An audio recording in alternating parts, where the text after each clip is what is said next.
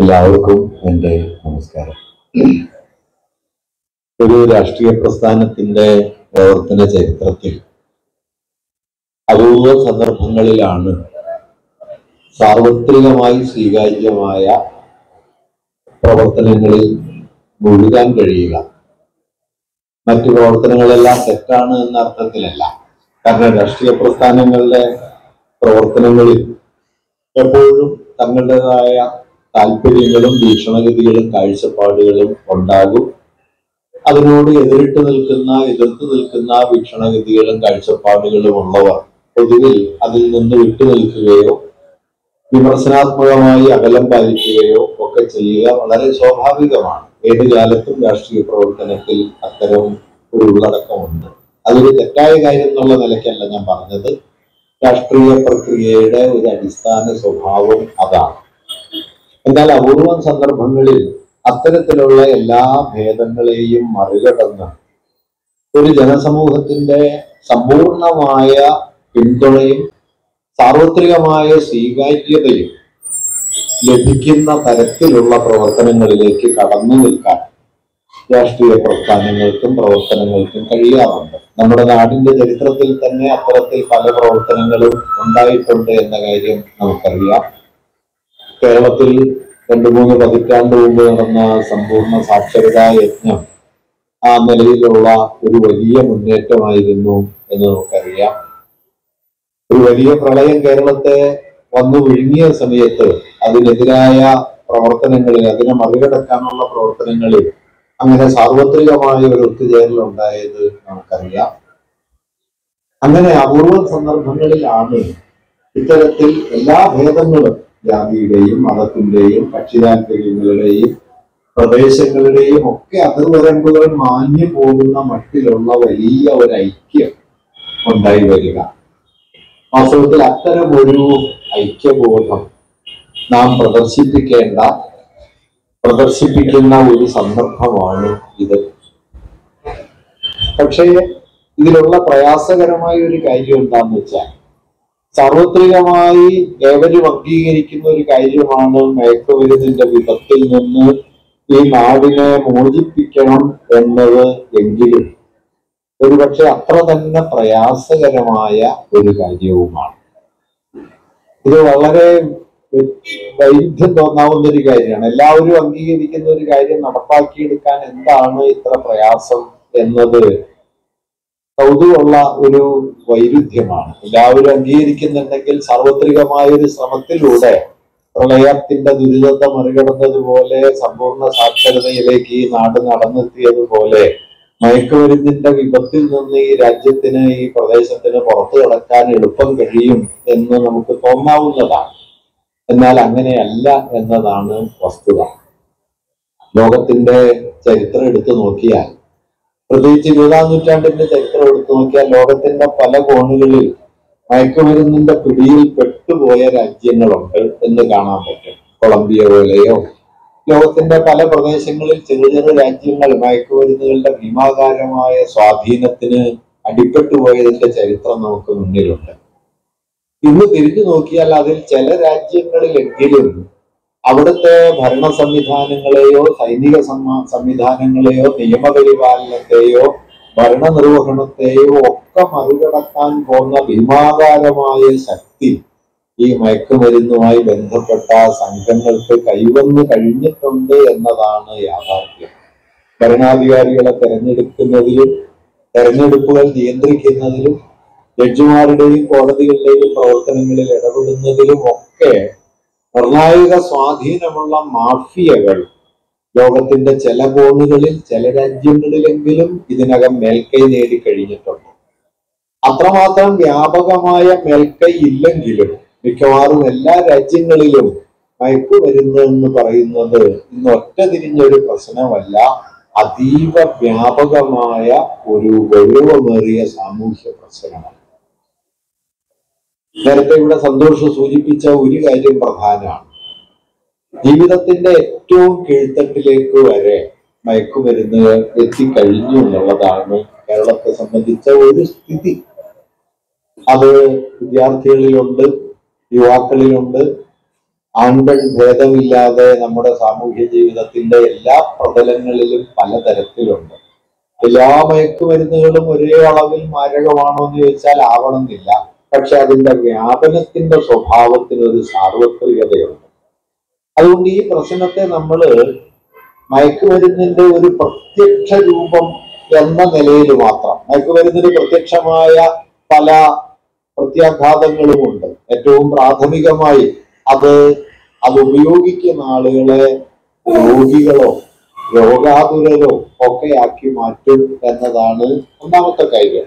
മറ്റേത് ലഹരിയിൽ നിന്നും മയക്കുമരുന്നിനും, പ്രത്യേകിച്ച് രാസലഹരി എന്ന് നാം വിശേഷിപ്പിക്കുന്ന മയക്കുമരുന്നുകൾക്കുമുള്ള പ്രത്യേകത, അത് വളരെ പെട്ടെന്ന് ആളുകളെ അതിന് അഡിക്റ്റാക്കി മാറ്റുമെന്ന് മാത്രമല്ല, അഡിക്റ്റായി തീർന്ന ആളുകൾ വളരെ പെട്ടെന്ന് ശാരീരികാരോഗ്യം ഏതാണ്ട് പൂർണ്ണമായി ക്ഷയിച്ച് രോഗാതുരതയിലേക്കും മാനസിക വിഭവങ്ങളിലേക്കും ഒക്കെ ചെന്നു ചേരുന്ന സ്ഥിതി വളരെ കൂടുതൽ കൈവരും. നേരത്തെ ഇവിടെ മകനെ അറസ്റ്റ് ചെയ്യാനായിട്ട് സഹായം അഭ്യർത്ഥിച്ചു വന്ന പിതാവിനെ കുറിച്ച് പറയുകയുണ്ടായി.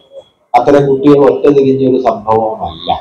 കാരണം മയക്കുമരുന്ന് എന്ന് പറയുന്നത് അതിന് കീഴ്പ്പെട്ട് തുടങ്ങിക്കഴിഞ്ഞാൽ സാമാന്യമായ യുക്തിവിവേകവും കാര്യകാരണ ബോധത്തോടെയുള്ള പെരുമാറ്റവും ഒന്നും സാധ്യമല്ലാത്ത മട്ടിലേക്കുള്ള ഒരു മതിഭ്രമം അവരെ കീഴ്പ്പെടുത്താൻ തുടങ്ങും എന്നതാണ് നടക്കുന്ന കാര്യം. അതുകൊണ്ട് അച്ഛനമ്മമാരെ ആക്രമിക്കാനോ സഹോദരിയെ കയ്യേറ്റം ചെയ്യാനോ അവർക്കെതിരെ മാരകമായ കടന്നാക്രമണങ്ങൾ നടത്താനോ ക്ലാസ് മുറികളിൽ വലിയ അക്രമകാരികളായി മാറാനോ ഒരു പ്രയാസവുമില്ലാത്ത ചെറിയ കുട്ടികളെ നമുക്ക് ചുറ്റും നോക്കിയാൽ കാണാൻ പറ്റും. നിങ്ങളിപ്പോ +2 നിലവാരത്തിലൊക്കെ പഠിപ്പിക്കുന്ന അധ്യാപകരോ അധ്യാപികമാരോ നിങ്ങളുടെ പരിചയത്തിൽ ഉണ്ടെങ്കിൽ അവർ നേരിടുന്ന ഏറ്റവും ഗുരുതരമായ പ്രശ്നങ്ങളിൽ ഒന്നായിട്ട് ഇത് അവര് പറയും. പരീക്ഷയ്ക്ക് നോക്കി എഴുതുന്ന ആളുകൾ, ക്ലാസ്സിൽ അങ്ങേയറ്റം അഗ്രസീവായി പെരുമാറുന്ന ആളുകൾ, അങ്ങേയറ്റം ലൈംഗികമായ താല്പര്യങ്ങളോടെ ക്ലാസ്സിൽ ഇടപെടുന്ന ആളുകൾ, ഇതിലൊന്നും ഇടപെടാൻ പറ്റാത്ത, നിയന്ത്രിക്കാൻ പറ്റാത്ത, ഇടപെടാൻ ശ്രമിച്ചാൽ മാരകമായ കടന്നാക്രമണങ്ങൾക്ക് വിധേയമായി തീരുന്ന ഒരു അന്തരീക്ഷം നിശബ്ദമായി നമ്മുടെ ചുറ്റുവട്ടത്ത് വളർന്നു വരുന്നുണ്ട്. ഇത് ഞാൻ നേരത്തെ പറഞ്ഞ മയക്കുമരുന്നുണ്ടാക്കുന്ന വ്യക്തിപരമായ സ്വഭാവ വൈകൃതങ്ങളുടെയും സ്വഭാവത്തിലുണ്ടാകുന്ന അക്രമവാസനകളുടെയും മാനസികമായ അതിക്രമങ്ങളുടെയും ഒരു തലമാണെങ്കിൽ, അത്തരമൊരു തലം കൊണ്ട് വാസ്തവത്തിൽ ഇത് അവസാനിക്കുന്നില്ല എന്നതാണ് പ്രധാനപ്പെട്ട ഒരു കാര്യം. വാസ്തവത്തിൽ ഒരു മയക്കുമരുന്ന് എന്ന് പറയുന്നതിനെ നമ്മൾ മനസ്സിലാക്കാൻ ശ്രമിക്കുമ്പോൾ ഉപയോഗിക്കുന്ന വ്യക്തികളുടെ ശാരീരികവും മാനസികവുമായ ആരോഗ്യത്തെ തകർക്കുന്നു, അവരുടെ കുടുംബങ്ങളെ പല നിലകളിൽ ശിഥിലമാക്കുന്നു എന്നത് അതിന്റെ അവസാനമല്ല, വാസ്തവത്തിൽ ആരംഭം മാത്രമാണ്. വാസ്തവത്തിൽ മയക്കുമരുന്നിന്റെ തുടക്കമാണ്, മയക്കുമരുന്നുണ്ടാക്കുന്ന പ്രത്യാഘാതങ്ങളുടെ തുടക്കമാണ് ഉപയോഗിക്കുന്ന ആളുകളുടെ മാനസികവും ശാരീരികവുമായ തകർച്ചയും കുടുംബങ്ങളുടെ വലിയ തോതിലുള്ള ശൈഥില്യവും എന്നത്. അതിനപ്പുറം എത്രയോ മാനങ്ങൾ വാസ്തവത്തിൽ മയക്കുമരുന്നിന് ഉണ്ട്. അതൊരേ സമയം ഒരു സാമൂഹിക പ്രശ്നവും രാഷ്ട്രീയ പ്രശ്നവും സാമ്പത്തിക പ്രശ്നവും ക്രമസമാധാന പ്രശ്നവും ഒക്കെ ഉൾക്കൊള്ളുന്നുണ്ട്. ഇങ്ങനെ പല തലങ്ങളിൽ പ്രവർത്തിക്കുന്ന, എല്ലാ തലങ്ങളിലും ഗുരുതരമായ ഫലമുളവാക്കുന്ന, എന്നാൽ ഏറ്റവും കീഴ്ത്തട്ടിൽ വളരെ കൂടുതൽ വ്യാപിച്ചുകൊണ്ടിരിക്കുന്ന ഒന്നായി ഇത് മാറിയിട്ടുണ്ട്. അപ്പൊ മയക്കുമരുന്നിൽപ്പെട്ട കുട്ടികളെ പിടികൂടി രക്ഷകർത്താക്കളോട് ഇക്കാര്യം സൂചിപ്പിക്കാൻ ശ്രമിക്കുന്ന സമയത്ത് 100-90 സന്ദർഭങ്ങളിലും തങ്ങൾക്ക് ലഭിക്കുന്ന മറുപടിയെ കുറിച്ച് എക്സൈസ് ഉദ്യോഗസ്ഥന്മാര്, സ്കൂൾ അധ്യാപകരൊക്കെ പറയുന്ന ഒരു കാര്യം എന്താണെന്ന് വെച്ചാൽ, എന്റെ മകൻ അങ്ങനെ ചെയ്യില്ല. ഇത് സാർവത്രികമായ വിശ്വാസമാണ്, നമ്മളൊക്കെ അങ്ങനെ തന്നെയാണ് വിശ്വസിക്കുന്നത്. എന്റെ മകൻ അങ്ങനെ ചെയ്യില്ല. കാരണം നമ്മൾ സാമൂഹ്യ ജീവിതം ജീവിക്കുന്നു, കുട്ടികൾക്ക് ആവശ്യമായ പശ്ചാത്തല സൗകര്യങ്ങളെല്ലാം ഒരുക്കി കൊടുക്കുന്നു, ഉത്തമമായ സാമൂഹ്യ ബോധ്യമുള്ള മനുഷ്യരായി അവർ വളരുന്നുണ്ട് എന്ന് പ്രതീക്ഷിക്കുന്നു. ഇതെല്ലാം നിലനിൽക്കെ തന്നെ ഇതിനെല്ലാം മറികടക്കുന്ന മട്ടിലുള്ള നാനാതരത്തിലുള്ള നുഴഞ്ഞു കയറ്റങ്ങൾ നമ്മുടെ ജീവിത പരിസരത്ത് ഉണ്ടാകുന്നുണ്ട് എന്നതാണ് ഞാൻ പറഞ്ഞു വരുന്ന കാര്യം. അതിന് പല കാരണങ്ങളുണ്ട്. അതിലേതെങ്കിലും ഒരു കാരണം മാത്രമാണ് എന്ന് പറഞ്ഞിട്ട് നമുക്കിത് അവസാനിപ്പിക്കാൻ പറ്റില്ല. നിരവധി കാരണങ്ങളുണ്ട്. എല്ലാം ചർച്ച ചെയ്യാനുള്ള ഒരു വേദി ഇതല്ല. ഇനിയും ധാരാളം പേർ സംസാരിക്കാനുണ്ട്. പഴയ അന്തരീക്ഷമുണ്ട്. അതുകൊണ്ട് വളരെ ദീർഘമായ ഒരു പ്രസംഗത്തിന് ഞാൻ മുതിരുന്നില്ല. എങ്കിലും രണ്ടു മൂന്ന് കാര്യങ്ങൾ ഇവിടെ പ്രത്യേകമായിട്ട് എടുത്തു പറയണം എന്ന് ഞാൻ കരുതുന്നു. ഒന്ന്, മയക്കുമരുന്നിന്റെ ഒരു സാമൂഹിക പ്രത്യാഘാതം എന്നത് ഞാൻ നേരത്തെ പറഞ്ഞതുപോലെ അത് ഉപയോഗിക്കുന്നവരുടെ വ്യക്തിപരമോ അവരുടെ കുടുംബത്തിന്റെയോ ശൈഥില്യം എന്നതിൽ അവസാനിക്കുന്നതല്ല, അവിടെ തുടങ്ങുക മാത്രമാണ് ചെയ്യുന്നത്. വാസ്തവത്തിൽ ഒരു സമൂഹത്തെ ആ സമൂഹമാക്കി നിലനിർത്തുന്നത് നിർണായകമായ സന്ദർഭങ്ങളിൽ ഒരുമിച്ച് ചേരാനും പൊതുവായ ആവശ്യങ്ങൾക്ക് വേണ്ടി നിലകൊള്ളാനും പരസ്പരമുള്ള ഒരു ഐക്യബോധം നിലനിർത്താനും അങ്ങനെ അന്യോന്യം പിന്തുണയ്ക്കുന്ന ഒരു കൂട്ടായ്മയായിട്ട് സ്വയം മാറാനുമുള്ള ടൈപ്പാണ്. ഇത്തരമൊരു അവസ്ഥാവിശേഷത്തെ വലിയ തോതിൽ ഇല്ലാതാക്കിക്കൊണ്ടാണ് ഇന്ന് മയക്കുമരുന്നിന്റെ സാർവത്രിക വ്യാപനം നടക്കുന്നത്. ഞാനിപ്പോ എന്റെ നാട്ടിലുണ്ടായ സമീപ ദിവസങ്ങളിൽ ഞങ്ങളുടെ പാർട്ടി സെക്രട്ടറിയായിട്ട് സംസാരിച്ച സമയത്ത് അദ്ദേഹം എന്നിടയ്ക്ക് പറഞ്ഞ ഒരു കാര്യം, ഒരു മയക്കുമരുന്ന് സംഘമായിട്ട് അവിടുത്തെ രാഷ്ട്രീയ പ്രവർത്തകരിൽ ചിലർക്കൊരു സംഘർഷം ഉണ്ടായി, ഏറ്റുമുട്ടുന്ന സ്ഥിതി വന്നു. അതിന് ആ സന്ദർഭത്തിൽ രാഷ്ട്രീയ പ്രവർത്തകരായ ആളുകളെ വിളിച്ചു ചേർക്കാൻ ശ്രമിച്ച് 10-40 പ്രവർത്തകർ ഒത്തുചേരാൻ 1 മണിക്കൂർ എടുത്തെങ്കിൽ മയക്കുമരുന്ന് സംഘത്തിൽപ്പെട്ട ആളുകൾ 50 പേര് വരാനായിട്ട് 5 മിനിറ്റ് എടുത്തു. 5 മിനിറ്റ് കൊണ്ട് 50-ലധികം വരുന്ന ക്രിമിനൽ പൊട്ടൻഷ്യൽ ഉള്ള ഒരു സംഘം വരുന്നത്. ഇത് കേരളത്തിൽ എവിടെയും സംഭവിക്കാവുന്ന നിലയിൽ എത്തിയിട്ടുണ്ട്. കേരളത്തിൽ ഏറ്റവും സംഘടിത പ്രസ്ഥാനമാണ് കമ്മ്യൂണിസ്റ്റ് പാർട്ടി, മാർക്സിസ്റ്റ് പാർട്ടിയുടെ സംഘടനാ ശേഷിയെ വേഗത്തിൽ മറികടക്കാൻ കഴിയുന്ന ക്രിമിനൽ പൊട്ടൻഷ്യൽ ജീവിതത്തിന്റെ കീഴ്ത്തട്ടിൽ മയക്കുമരുന്ന് സംഘങ്ങൾ കൈവരിച്ച് കഴിഞ്ഞിട്ടുണ്ട്. അത് 2-3 തലത്തിലാണ്. ഒന്ന്, അതിന് ഭീമാകാരമായ പണത്തിന്റെ പിന്തുണ.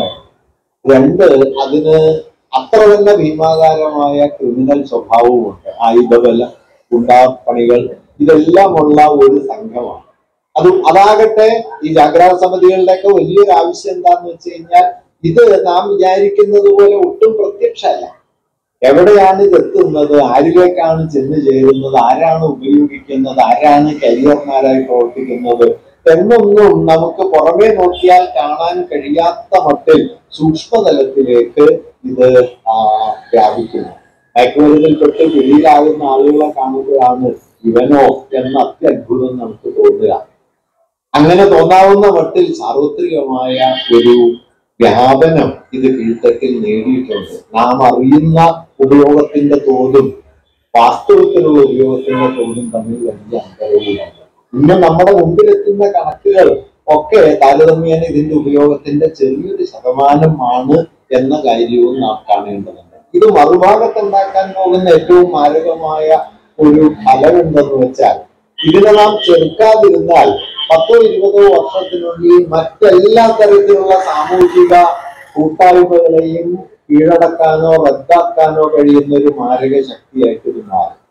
രാഷ്ട്രീയ പ്രവർത്തനങ്ങൾ, സാമൂഹ്യ ഇടപെടലുകൾ, ഇതിനെയൊക്കെ അട്ടിമറിക്കാൻ കെൽപ്പുള്ള മാരക സംഘങ്ങളായിട്ട് മയക്കുമരുന്ന് കൂട്ടായ്മകൾ മാറിയതിന്റെ ചരിത്രം ലോകത്തുണ്ട്. ഞാൻ കൊളംബിയ ഉദാഹരണമായിട്ട് പറയാം. കൊളംബിയയിലെ ഈ പറയുന്ന ഫുട്ബോൾ കളിക്കാരുണ്ട്, ലോകോത്തരായ പ്രതിഭകളുണ്ട്.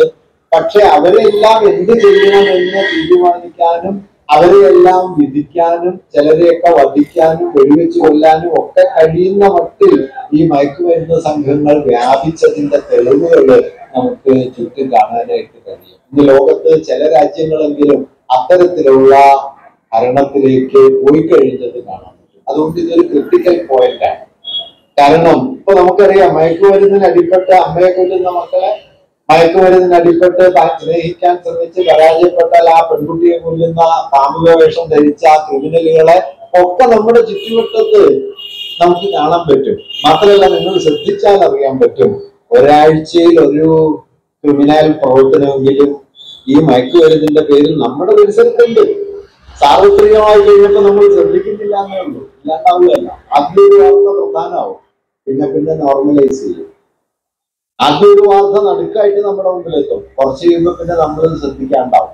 നമ്മൾ ശ്രദ്ധിക്കുന്നില്ല അല്ലെങ്കിൽ വാർത്തയ്ക്ക് പ്രാധാന്യം വരുന്നില്ല എന്നതിന്റെ അർത്ഥം അത് ഇല്ലാതായിരുന്നല്ല, അത് സ്വാഭാവികമായിരിക്കുന്നു എന്നാണ്. ഈ സ്വാഭാവിക വ്യാപനത്തിന്റെ ഒരു ഘട്ടത്തിലാണ് വാസ്തവത്തിൽ നമ്മളിപ്പോ കേരളത്തിലെ മയക്കുമരുന്നിന്റെ ഒരു തലം. അത് നേരത്തെ സന്തോഷ് പറഞ്ഞതുപോലെ മുതിർന്ന ആളുകളെയോ വാർത്തത്തിലെത്തിയ ആളുകളെയല്ല, ഹൈസ്കൂൾ നിലവാരത്തിലോ പ്ലസ് ടു നിലവാരത്തിലോ ഒക്കെ പഠിക്കുന്ന കുട്ടികൾക്കിടയിട്ടല്ല. ചില കണക്കുകളെങ്കിലും പറയുന്നത് 10 മുതൽ 20% വരെ കുട്ടികളെങ്കിലും ഇതിന്റെ പലതരത്തിലുള്ള സ്വാധീനത്തിന് പിടിയിലാണ്. അതിൽ തന്നെ വലിയൊരു വിഭാഗം കരിയർമാരാണ്.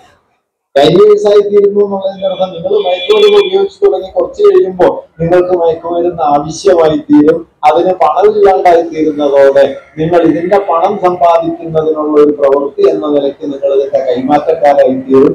കൈമാറ്റക്കാരായി തീരുന്നതോടെ നിങ്ങളൊരു അധോതല സംഘത്തിലെ അംഗമായിട്ട് മാറും.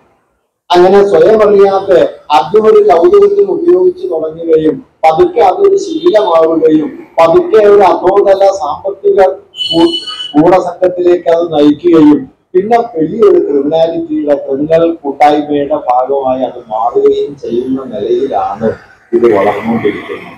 അതുകൊണ്ട് മയക്കുമരുന്നിനെതിരായ നമ്മുടെ പ്രവർത്തനം എന്ന് പറയുന്നത്, ഞാൻ പറയുക, സാർവത്രിക സ്വഭാവമുള്ള ഒരു അടിയന്തര രാഷ്ട്രീയ പ്രവർത്തനമാണ്. നമ്മുടെ രാഷ്ട്രീയ പ്രവർത്തനം നിലനിൽക്കണമെങ്കിൽ, നമ്മുടെ സാമൂഹിക പ്രവർത്തനം നിലനിൽക്കണമെങ്കിൽ, നമ്മുടെ മതപരമോ സാമുദായികമോ മനുഷ്യസ്നേഹപരമോ ഒക്കെയായ പ്രവർത്തനങ്ങൾക്ക് ശരിയായ നിലയിൽ ഒരു ഇടം ബാക്കി നിൽക്കണമെങ്കിൽ നമ്മൾ ഈ സമൂഹത്തിൽ നിന്ന് ഇതിനെ തുടച്ചു നീക്കാനുള്ള വലിയ ശ്രമങ്ങൾ നടത്തിയേ പറ്റൂ. അതാകട്ടെ ഒരു തട്ടിൽ ചെയ്യാൻ പറ്റില്ല, പല തട്ടുകളിൽ ചെയ്യണം. എക്സൈസും പോലീസും വേണം. നേരത്തെ എക്സൈസുകാർ എപ്പോഴും പറയുന്ന ഒരു കാര്യമാണ്, ഇവിടെ നേരത്തെ പാർട്ടി സെക്രട്ടറി പറഞ്ഞത്, കേസ് എടുക്കാം പക്ഷെ സാക്ഷിയില്ല. കേസ് എടുക്കാം, സാക്ഷികൾ ആരും ഇല്ലാത്തത് കൊണ്ട് തൽക്കാലം ആരുടെയെങ്കിലും സാക്ഷിയുടെ പേര് എഴുതി വെച്ച് കേസ് രജിസ്റ്റർ ചെയ്യുന്നു, കോടതിയിൽ വരുമ്പോൾ കേസ് തള്ളിപ്പോകുന്നു. ഇനി സാക്ഷി പറയാൻ ഒരാൾ തയ്യാറായി കഴിഞ്ഞു കഴിഞ്ഞാൽ അയാളെ കൊന്നൊടുക്കാനോ ആക്രമിക്കാനോ ഒക്കെ കഴിയുന്ന മാരകമായ ശക്തി ഈ ക്രിമിനൽ ഗുണ്ടാ സംഘങ്ങൾക്കുണ്ട്. അതുകൊണ്ട് തന്നെ കേസ് എടുക്കുക എന്നുള്ളത് കൊണ്ട് മാത്രം പരിഹരിക്കാൻ പറ്റില്ല. 3 തലത്തിലുള്ള പ്രവർത്തനങ്ങൾ വേണം. ഒന്ന്, ഇത് വ്യാപിക്കുന്നുണ്ട് എന്നും നാം അറിയാതെ തന്നെ നമ്മുടെ ജീവിത പരിസരത്തിലേക്ക്, നമ്മുടെ കുട്ടികളിലേക്ക്, നമ്മുടെ കുടുംബങ്ങളിലേക്ക് ഒക്കെ ഇത് വന്നു ചേരുന്നുണ്ട് എന്നുള്ള ജാഗ്രത പൊതുസമൂഹത്തിൽ ആകമാനം വേണം. 2, ഇങ്ങനെയുള്ള സംഘങ്ങളെ ചെറുത്തു തോൽപ്പിക്കാൻ പറ്റുന്ന സംഘടിതമായ പ്രവർത്തനങ്ങൾ വേണം. ഒരാള് സാക്ഷി പറയാൻ തയ്യാറായാൽ അയാളെ സംരക്ഷിക്കാനുള്ള ഒരു പൊതുബലം സമൂഹം അയാൾക്ക് നൽകണം. അതിന് നേരത്തെ ഇവിടെ പറഞ്ഞതുപോലെയുള്ള ജാഗ്രതാ സമിതികളും ഇപ്പൊ നടക്കുന്ന മനുഷ്യക്കോട്ട പോലെയുള്ള കൂട്ടായ്മകളും ആവശ്യമാണ്. 3, പോലീസും എക്സൈസും ഉൾപ്പെടെയുള്ള സംവിധാനങ്ങൾക്ക് ആവശ്യമായ പിന്തുണ നൽകിക്കൊണ്ട് അവരുടെ നേതൃത്വത്തിലുള്ള ഇടപെടലുകൾ ശക്തമായിട്ട് വരണം. ഇങ്ങനെ പോലീസ് സംവിധാനവും ജനകീയ അവബോധത്തിന്റെ രൂപപ്പെടലും കീഴ്ത്തട്ടിലെ ദൈനംദിന പ്രവർത്തനവും ഒരുമിച്ച് ചേരുന്ന ഒരു നിലയിൽ മാത്രമേ വാസ്തവത്തിൽ നമുക്ക് ഈ പ്രശ്നത്തെ അഭിമുഖീകരിക്കാൻ കഴിയൂ. അതുകൊണ്ട് തന്നെ വളരെ പെട്ടെന്ന് തുടങ്ങി പെട്ടെന്ന് ഫലമുണ്ടാകുന്ന ഒന്നായിട്ട് ഇതിനെ കാണാനും പറ്റില്ല. കാരണം ഇന്നത്തെ നിലയിലേക്ക് മയക്കുമരുന്നുകളുടെ വ്യാപനം എത്തിച്ചേർന്നത് ഒറ്റ ദിവസം കൊണ്ടൊന്നുമല്ല. അതിന് ദീർഘകാലത്തെ ഒരു ചരിത്രമുണ്ട്. ആ ദീർഘകാലത്തിന്റെ പ്രവർത്തന ബലത്തിലാണ് ഈ ഗുണ്ടാ സംഘങ്ങളും മറ്റുമൊക്കെ വികസിച്ചു വന്നിട്ടുള്ളത്. അതുകൊണ്ട് തന്നെ അത്ര കാര്യക്ഷമവും ദീർഘവുമായ ഒരു പ്രവർത്തനം ഇതിന് മറുഭാഗത്തുണ്ടാകേണ്ടതുണ്ട്. ഒരു സ്ഥാപനങ്ങളിലും ഏറെയും കുറഞ്ഞും മയക്കുമരുന്നുണ്ട്. ഞാനൊരു കലാലയത്തിലെ ദീർഘകാലമായി പ്രവർത്തിക്കുന്ന ആള് എന്ന നിലയിൽ പൊതുവെ കേരളത്തിലെ കലാലയങ്ങളെ കുറിച്ച് മനസ്സിലാക്കാൻ ശ്രമിക്കുന്ന ഒരാളെന്ന നിലയിൽ സാർവത്രികമായി നമ്മുടെ വിദ്യാഭ്യാസ സ്ഥാപനങ്ങളിൽ ഇത് ഉണ്ട്. ഇതിന് ഒരു കാരണം, ഇപ്പൊ ഞാനൊക്കെ വിദ്യാർത്ഥിയായിരുന്ന സമയത്തും ക്യാമ്പസുകളിൽ അന്ന് ഇതുപോലെ മാരകമായ ലഹരികളൊന്നുമില്ല, എങ്കിലും മയക്കുമരുന്നും മദ്യപാനവും ഒക്കെ ഉണ്ടാവുകയും അതിന്റെ ചില കേന്ദ്രങ്ങളൊക്കെ ഞങ്ങളുടെ വിദ്യാലയങ്ങളിലും കലാലയങ്ങളിലും ഒക്കെ പ്രവർത്തിക്കാൻ ശ്രമിക്കുകയും ഒക്കെ ചെയ്തിരുന്നു. അന്ന് വിദ്യാർത്ഥി സംഘടനാ പ്രവർത്തകർ എന്ന നിലയ്ക്ക് ഞങ്ങൾ ചെയ്തിരുന്ന ഏറ്റവും പ്രധാനപ്പെട്ട കാര്യങ്ങളിൽ ഒന്ന് ഇത്തരം സംഘങ്ങളോട് നടത്തിയ വിട്ടുവീഴ്ചയില്ലാത്ത ചെറുത്തുനിൽപ്പ് വേണം. പാരഡൈസ് കോളേജിലൊക്കെ വിദ്യാർത്ഥിയായിരിക്കുന്ന സമയത്ത് അവിടെ വന്നു കൂടുന്ന മദ്യപാന സംഘങ്ങളോട്, മയക്കുമരുന്ന് സംഘങ്ങളോട് എത്രയോ വട്ടം നേർക്കുനേർ ഏറ്റുമുട്ടിയതിന്റെ ഓർമ്മ ഞങ്ങളുടെയൊക്കെ വിദ്യാർത്ഥി പ്രവർത്തന കാലത്ത് ഉണ്ട്. ഇത് വളരെ പ്രധാനപ്പെട്ട ഒരു കാര്യമാണ്. നിങ്ങളുടെ ഈ പരിസരത്ത് ഈ കൂട്ടായ്മകൾ പ്രവർത്തിക്കുന്നില്ല എന്ന് ഉറപ്പുവരുത്താൻ പാകത്തിനുള്ള സംഘടിതമായൊരു സാമൂഹിക ബോധവും അതിന്റെ ആവിഷ്കാര രൂപങ്ങളും വേണം. നിർഭാഗ്യവശാൽ നമ്മുടെ കലാലയങ്ങളിലും നമ്മുടെ വിദ്യാലയങ്ങളിലുമൊക്കെ അത്തരത്തിലുള്ള കൂട്ടായ്മകൾ, സംഘടനാ പ്രവർത്തനങ്ങൾ, രാഷ്ട്രീയ ബോധം ഇതൊക്കെ വളരെ വളരെ കുറഞ്ഞു വരികയും കോടതി അടക്കമുള്ള എല്ലാ സംവിധാനങ്ങളും അതാണ് ഏറ്റവും പ്രധാനപ്പെട്ട അപകടം എന്ന് പറയുകയും ഈ മയക്കുമരുന്ന് വരുമ്പോ അതിന്റെ മുമ്പില് യാതൊന്നും ചെയ്യാനില്ലാതെ നിലയുറപ്പിക്കുകയും ചെയ്യുന്നത് നമുക്കിപ്പോ കാണാം. വാസ്തവത്തിൽ കേരളത്തിലെ സാമൂഹിക സാമ്പത്തിക ജീവിതത്തിൽ മയക്കുമരുന്നിന്റെ വ്യാപനത്തെ ഇത്ര പ്രബലമാക്കിയ ഒരു ഘടകം നമ്മുടെ ഇതര സാമൂഹിക ഇടപെടലുകൾക്ക് സംഭവിച്ച ക്ഷീണമാണ്. ആ ക്ഷീണം പ്രധാനപ്പെട്ട കാര്യമാണ്. മാത്രമല്ല, ഇത് തിരിച്ചു കോൺട്രിബ്യൂട്ട് ചെയ്യുന്നുണ്ട്. മയക്കുമരുന്ന് സംഘങ്ങളും മറ്റും വർദ്ധിക്കുന്നതനുസരിച്ച് ഇതര ഇടപെടലുകൾ കുറഞ്ഞു വരികയും ചെയ്യും. കാരണം ഈ സംഘങ്ങളുടെ സ്വാധീനം ആകെ പ്രവർത്തിക്കുന്നത് ഇത്തരം കാര്യങ്ങൾക്ക് വേണ്ടി മാത്രമാണ് എന്ന നിലയിൽ ഇത് ശ്രദ്ധിച്ചറിയാം. കേരളത്തിൽ ഏത് പഞ്ചായത്തിലും 50 പേരെങ്കിലുള്ള കൂട്ടായ്മകൾ ഇതിനെ ചൊല്ലി ഉണ്ടായിട്ടുണ്ട്. ഗ്രൗണ്ടിൽ പ്രവർത്തിക്കുന്നവർക്കറിയാം. ഗ്രൗണ്ടിൽ നോക്കിയാൽ നിങ്ങൾക്ക് ഇത് കാണാൻ പറ്റും. 2 ആൾ ഒത്തുകൂടാൻ ഒരു പഞ്ചായത്തിൽ വലിയ പ്രയാസമൊന്നുമില്ല. ഈ ആക്ടിവിറ്റിയിൽ പങ്കുചേരുന്നതാണ്. അവരാകട്ടെ എന്തും ചെയ്യാൻ